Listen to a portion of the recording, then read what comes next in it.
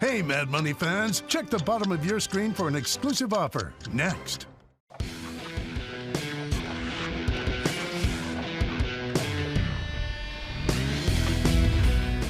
Not all days are winners in the market, and knowing how to handle the down days is key. We have you covered good and bad days here on Mad Money, and there are lessons in the really bad days that can help. So let's set the stage. Back in October of 2007, the Dow peaked at a little more than 14,000 after the Fed had raised rates over and over and over again, 17 times. And the economy, after cheering for just a bit, fell off the cliff, took the stock market with it. It's one of those things that you could have seen coming if you paid attention. Specifically, if you had paid attention to me back on August 3rd of 2007, when I excoriated the Fed for having raised rates so much, oblivious to the damage it was doing to the real economy. I have talked to the heads of almost every single one of these firms in the last 72 hours, and he has no idea what it's like out there. None! And Bill Poole has no idea what it's like out there. My people have been in this game for 25 years, and they are losing their jobs, and these firms are going to go out of business, and he's nuts. They're nuts. They know nothing. Whew. All right, what did I mean by that? Well, shortly before I came out and set that moment with my old friend Aaron Burnett, I've been talking to the head of a major Wall Street firm about problems in the mortgage market. Pretty much everyone who followed the mortgage market, which is incredibly important to the healthy economy, knew that there were a lot of unsound practices occurring. Still, it was jarring when I was told by this executive that he couldn't believe how many people were beginning to default on their mortgages. Yeah, here's the keys. He talked about how many mortgages of the 2005 vintage, he used a term that I previously only associated with fine wine, just weren't money good. Something that only happened once in our country's history, and that was never supposed to happen again. That's the Great Depression. I was aghast. But you know what? I had a lot of friends at a lot of firms, so I started making a lot of calls. I wanted to see if this 2005 vintage thing was in trouble everywhere. I was ashen when I got off the phone as the problem seemed to be spreading like wildfire. I called mortgage bankers. I called guys who ran major firms. Yeah, that's what I said, my people. Everybody said the same thing. We're in big trouble. And that's why I went off so strongly on my rant. Sadly, the Fed didn't listen, especially this fellow Bill Poole, who at the time was an incredibly important Fed official. He was so sanguine about things that I had to single him out in the rant. Years later, when the Fed's transcripts for that period were released, I found out that my rant was brought up, but only as a joke. Soon after my they-know-nothing rant, we had a series of horrendous defaults of large banks and savings and loans, some of which were thought to be too big to fail and failed anyway, including the largest savings and loan and two of the largest and most fabled brokerage houses. I did my best to try to get people out, even went on the Today Show to urge anyone who needed money near term to take it out of the stock market before it was all lost. For investors, what is your advice today? Whatever money you may need for the next 5 years, please take it out of the stock market right now. Very dramatic statement for savers. I thought about this all weekend. Yeah? I did not want to say these things on TV. Mm-hmm. Well, sure enough, the market fell another 40% before it bottomed. It's a good call. Now, if you bought any time from when the stock market peaked at 14,000 until it was cut more than half by March 9th of 2009, you lost a fortune. Probably never came back in stocks, probably gave up.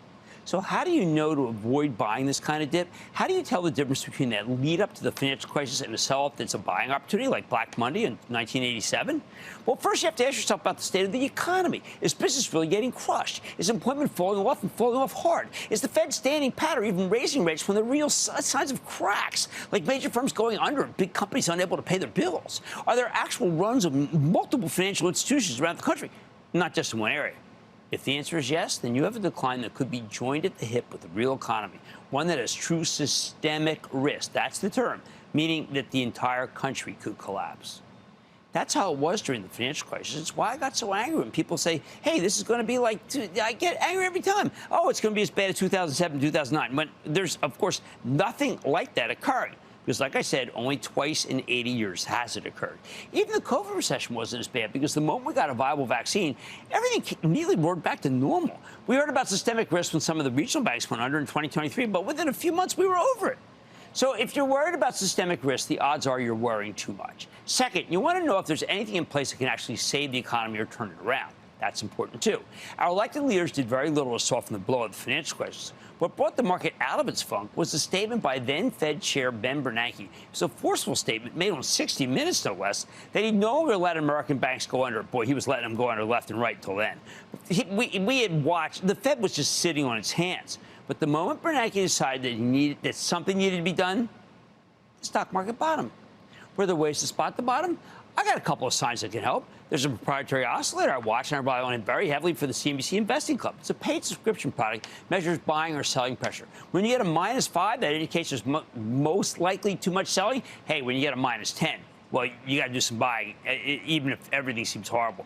We were getting signals that things were much worse than that near the bottom in 2009. Another way to look at it, I got one. I like to see who's been pessimistic or concerned about stocks, but is reluctant to say anything positive, who then changes his tune. The best example of that kind, of that big switch, came from the late, great Mark Haynes, who had this to say back then. I'm going to step out on a limb here. This is the big, hold on, everyone. We've been waiting for this. I think we're at the bottom. I really do. I think we're going to have a rally. There we go. Man unafraid to make a call. And well, hey, I don't know whether it's going to be a bear market rally, but I think, in other words, I think today this is for real. Man, what a call. Look at that. March 10th of 2009. The day after Bernanke was on 60 Minutes. Just a huge contrarian call from someone who hadn't been willing to make one until that moment. Best call I've ever seen. Now, it certainly made a ton of sense to sell when I said to sell in October of 2008. But before you say to yourself, what happens if no one warns you again the next time? Well, you know what? I got some good news for you. It's a little sobering, but it's good news. If you waited long enough, 6 years to be exact, you actually did get back to where you were before the bear market began. All right, 6 years. But if you sat tight in the worst market in living memory, you eventually got back to even and went on to make a killing. Yes, it would have been better to take something off the table in 2008, like I told you to, but a lot of people struggled to get back in at a lower level because they got burned out of the whole asset class. They did worse than the ones who simply sat tight. So here's the bottom line. The financial crisis gave us a once-in-a-lifetime bear market with true systemic risk. But that's the exception, not the rule. Let's take questions. Let's go to Stackwell in Washington. Stackwell. But booyah, Jim. What's going on, man? I don't know. Having a cup of water right now. What's going on with you? Oh, man, I'm trying to have a cup of water. We got a lot of bad weather out here, man. We're trying to get it together. I can definitely say we got to give a big shout-out to you from the great Northwest, though, Jim. You're doing a great job. Done. Thank you. I'll take that shout-out. Now, because we get a lot of advice from all around the world, I figure like this, if you want good bread, you might as well go to a qualified baker. So what I want to go and say to you, man, is that I'm curious is your feelings on using high-yielding dividend stocks as a form of investment. Because the reason I'm asking is I like to know that if you feel they're too risky or if they cut dividends down or lose market value, are you going to be hit? And if you do agree, is there a barbell approach, or can we take a balance in our portfolio a certain way that you feel? Stackwell, I love it.